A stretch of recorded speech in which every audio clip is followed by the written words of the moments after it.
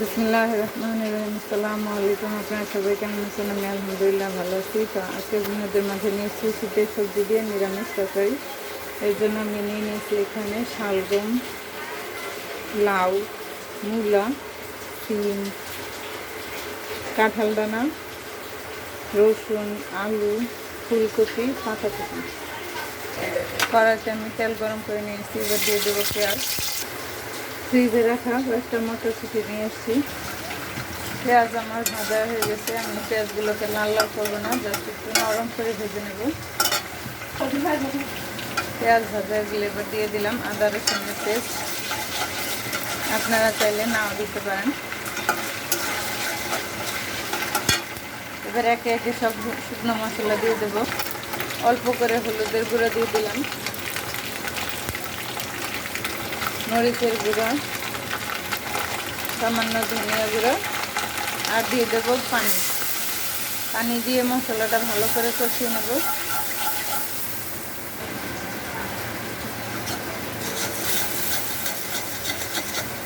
মশলাটা প্রায় 3-4 মিনিট ধরে কষিয়ে নেব, নয়তো কাঁচা আদা রসুনের গন্ধ আসতে পারে। সেজন্য একটু ভালো করে কষিয়ে নেব।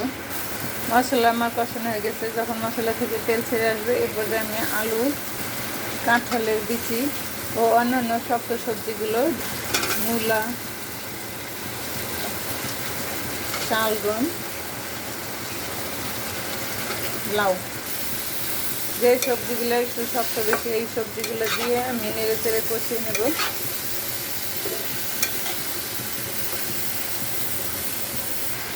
সবগুলো সবজি আমি মশলার সাথে মিশিয়ে নেওয়ার পর এবার ঢাকা দিয়ে 4-5 মিনিট কষে নেব। এতে করে সবজিগুলো একটু নরম হয়ে আসবে।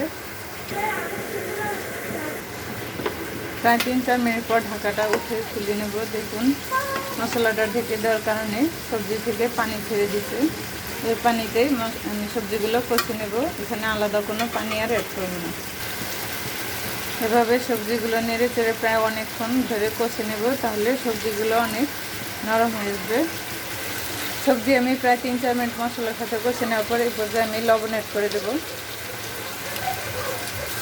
শক্ত সবজিটা কিছুটা নরম হওয়ার পর এবার আমি ফুলকপি, সিম সব একসাথে অ্যাড করে দেব।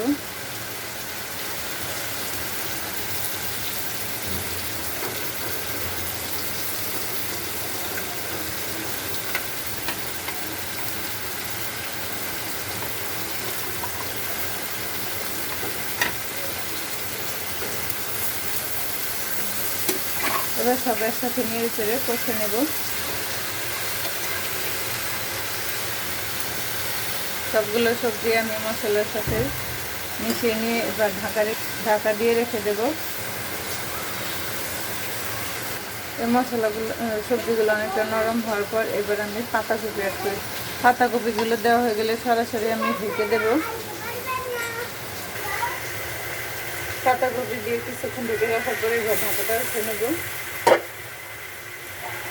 যেমন বন্ধুরা, সবজিগুলো কতটা সফট হয়ে আসছে। এবার পাতাকপি সব একসাথে নেড়ে চেড়ে মিশিয়ে দেবো।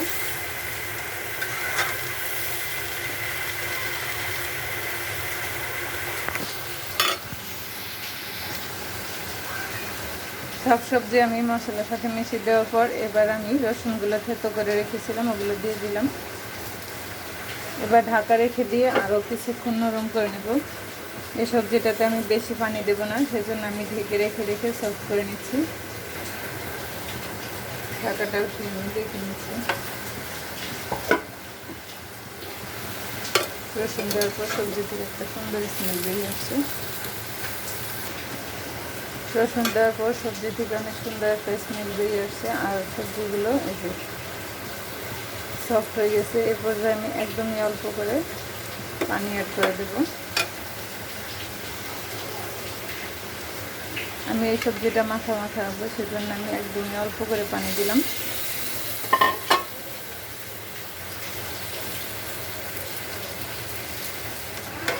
এবার সবজিটা পুরোপুরি কুক হওয়া পর্যন্ত আমি ঢেকে রেখে দেব। যখন আপনারা ঢাকাটা দিয়ে দেবেন পানি দেওয়ার পর, ওই পর্যায়ে আপনারা একটু লবণটা চেক করে নেবেন, যদি প্রয়োজন মনে হয় তাহলে দিয়ে দেবেন। আমারও প্রয়োজন মনে হলো তাই আমি অল্পটা দিয়ে দিয়েছিলাম।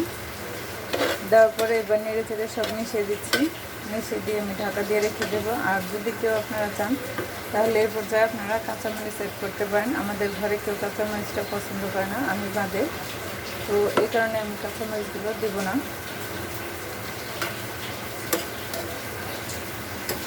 লবণটা দিয়ে দেওয়ার পর এবার আমি ঢাকা দিয়ে রেখে দেবো।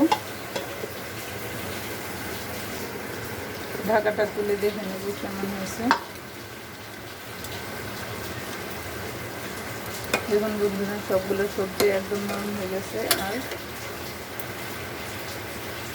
সবজিটা তৈরি হয়ে গেছে। আপনাদের যারা সবজি পছন্দ করে না তারা শুধু এই সবজি দিয়ে অবশ্যই একবার ট্রাই করে দেখবেন কেমন লাগে।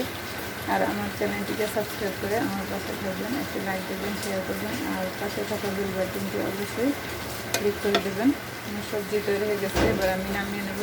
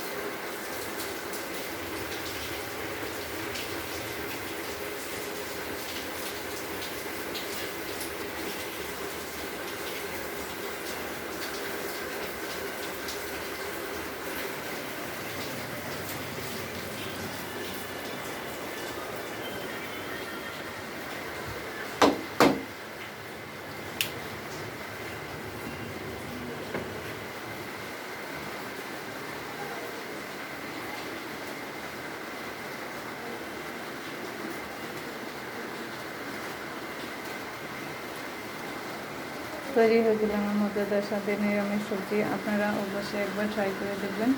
যদি রেসিপিটি ভালো লেগে থাকে তাহলে একটু লাইক দেবেন, শেয়ার করবেন, আর আমার চ্যানেলটিকে সাবস্ক্রাইব করে আমার পাশে থাকবেন। সাবস্ক্রাইব করে অবশ্যই পাশে থাকা বেল বাটনটি ক্লিক করে দেবেন যাতে নতুন নতুন আপডেট আপনারা পেতে পারেন। আজকের মতো এই পর্যন্ত বিদায়। ভালো থাকবেন, সুস্থ থাকবেন, সবার জন্য দোয়া করবেন। আসসালামু আলাইকুম।